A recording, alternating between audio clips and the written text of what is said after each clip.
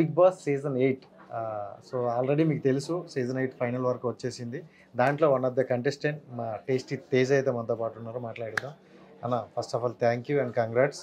నాకు చాలా తక్కువ ఇచ్చినారు, అందుకని నేను ఇంత స్పీడ్గా మాట్లాడాల్సి వస్తుంది. అండ్ ప్యూర్లీ పర్సనల్ ఒపీనియన్ మాట్లాడుకుందాం. నేను కూడా అలాగే మీలాగే కొంచెం ఫిల్టర్ లేకుండా మాట్లాడతా. సో బిగ్ బాస్ సీజన్ 8 హిట్టా ఫ్లాపా? అదేంటి బ్రో బ్రహ్మాండంగా ఆదరిస్తున్నారు, దాంతో మించి ఏముంది హిట్. అంటే మీ వరకు హిట్టా, ఆడియన్స్ వరకు కూడా హిట్టేనా? నేను నిన్న రాత్రి ఈ టైం కూడా రాలా, నేను వచ్చి 20 గంటలు కాల, నేను వచ్చి పడుకొని లేచి నేను ముందుకు వస్తున్నా. మాకు వచ్చిన రివ్యూస్ నేను విన్న దాని ప్రకారం it is a hit. Okay, జనాలు ఎంజాయ్ చేస్తున్నారు. గత 3 వీక్స్ నుండి చూసుకుంటే బిగ్ బాస్ అనేది కొత్తగా అంటే ఇంతవరకు బిగ్ బాస్ 7 వరకు లేని విధంగా తీసుకొని వస్తున్నారు ప్రతి వీక్. ట్విస్ట్లు టర్న్లు మామూలు లేదు. లోపల ఉండి నేనే ఎంజాయ్, అరే ఏంటి జరుగుతుంది, ఏంటి ఇట్లా పెడుతున్నాడు బిగ్ బాస్, ప్రతి దానికి ఎక్సైట్ అయ్యా నేను. As a big boss lover గా సీరియస్లీ నేను ఎంజాయ్ చేశా. మీరు బాగా ఎంజాయ్ చేసిన ఒక పాయింట్ ఏంటంటే ఎలిమినేట్ అయిన కంటెస్టెంట్లు వచ్చి నామినేట్ చేయడం అనేది. మీ వాయిసే అక్కడ వినిపించి అరే అమ్మ ఏంద్రి ఇది అనేది సూపర్ అనిపించింది. ఎందుకంటే ఎక్స్పెక్ట్ చేయలేదు అసలు. వాళ్ళు వస్తమైంది, వాళ్ళు నామినేట్ చేయడం ఏంటి, అసలు ఈ థాట్ ఎవరికి వచ్చింది?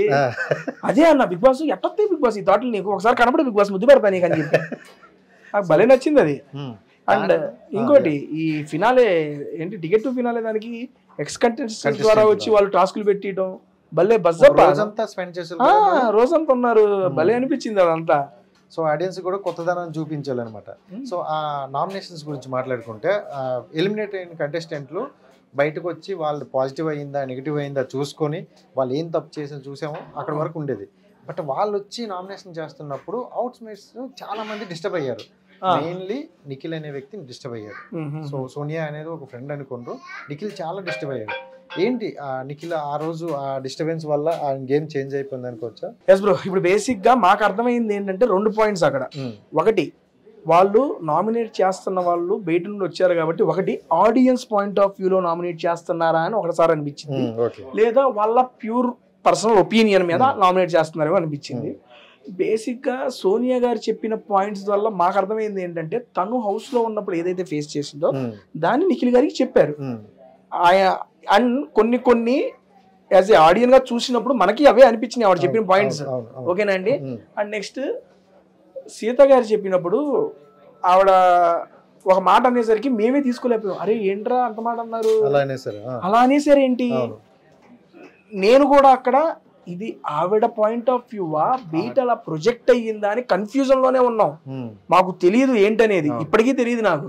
నేను నిఖిల్తో అందరం చెప్పింది తన వర్షం తను చెప్పింది, అది నువ్వు లో అవ్వకు, లో అవ్వకుండా నువ్వు అది మెయింటైన్ చేయి. నువ్వు లో అయితే ఎక్కడి నుంచి అసలు ఆట మొదలయ్యిద్ది, నువ్వు దాన్ని మైండ్ లో పెట్టుకోక ఎంత చెప్పినా ఆబ్వియస్లీ ఆ మాట తీసుకున్న అతను అంత పెద్ద ప్లాట్ఫామ్ మీద జరిగితే ఆబ్వియస్లీ లోనాయే ఫీల్ అవుతారు. అండ్ అలా జరగటం కూడా నాకేమనిపించింది అంటే అది నిఖిల్కి పాజిటివ్ అయ్యి ఉంటదని నా అభిప్రాయం. ఎందుకంటే ఆ రకంగా అందరు చూస్తున్నారు జనాల ఆట. ఇప్పుడు మనం ఇది కాదు అని చెప్పి ఒకళ్ళు చెప్పినప్పుడు జరగని దాన్ని చెప్పినప్పుడు అరే జరగకుండా ఎందుకు చెప్తారని జనాలు కూడా అనిపించింది కదా. ఆ విషయం మీద అతనికి పాజిటివ్ అయిద్దని నా అభిప్రాయం. సరే, వైల్డ్ కార్డు నుండి వచ్చిన వాళ్ళు విన్నర్ అవ్వచ్చా అవ్వకూడదా? ఈ సీజన్ అవుతారు అనిపిస్తుంది నాకు. అంటే అదే ఇప్పుడు ఈ సీజన్ విన్నర్ అయ్యే అవకాశాలు ఉన్నాయి కాబట్టే ఈ క్వశ్చన్ తెచ్చాను. అంటే వైల్డ్ కార్డ్ నుండి వచ్చారు, మధ్యలో వచ్చిన వాళ్ళు ఎలా విన్నర్ అవుతారని డైలాగ్ మీ హౌస్ లోనే చాలా మంది అన్నారు అనమాట. సో ఎందుకు అలాంటిది క్రియేట్ అయింది అంటారు? అసలు కదా ఇప్పటి నుంచో ఉందా బ్రో, ఫస్ట్ నుంచి అదే ఉంటది.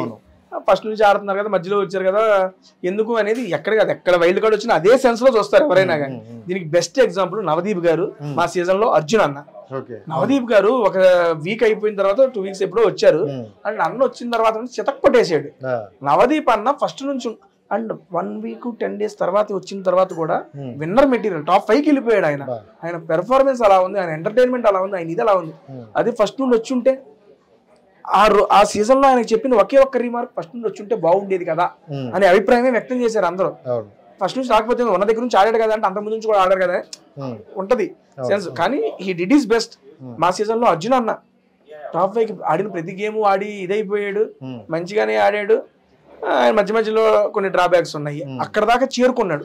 అంటే వైల్డ్ కార్డ్స్ గా వచ్చిన వాళ్ళందరూ టాప్ 5 దాకే చేరుతున్నారు కానీ ఆ విన్నర్ పొజిషన్ కి చేరట్లా. ఈ సీజన్ లో ఆ విన్నర్ పొజిషన్ కి చేరతారేమో అని నాకు అనిపిస్తుంది. మీతో పాటు చాలా మందికి అనిపిస్తుంది. అండ్ మీకేంటన్నా వీక్లీ ఏదైనా బూస్ట్ గట్ వచ్చిందా? ఏంటది బూస్ట్? ఎందుకంటే అంత వైల్డ్ గా ఆడారు అనమాట ముగ్గురు కూడా, మీరు, అవినాష్, రోహిణి.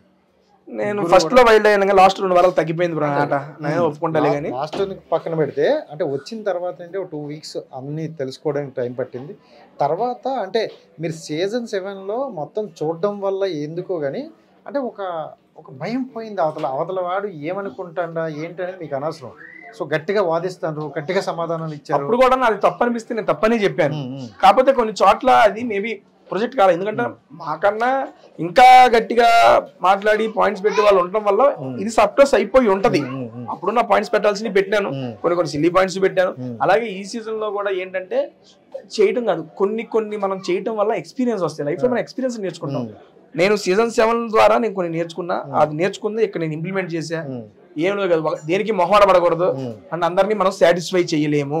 ఈ 2 నేను సీజన్ 7 లో నేర్చుకున్నా, సీజన్ 8 లో ఇంప్లిమెంట్ చేశా. ఇదే విషయాన్ని నేను నామినేషన్స్ వేసేటప్పుడు నిఖిల్ గారికి సజెషన్ గా కూడా ఇచ్చా.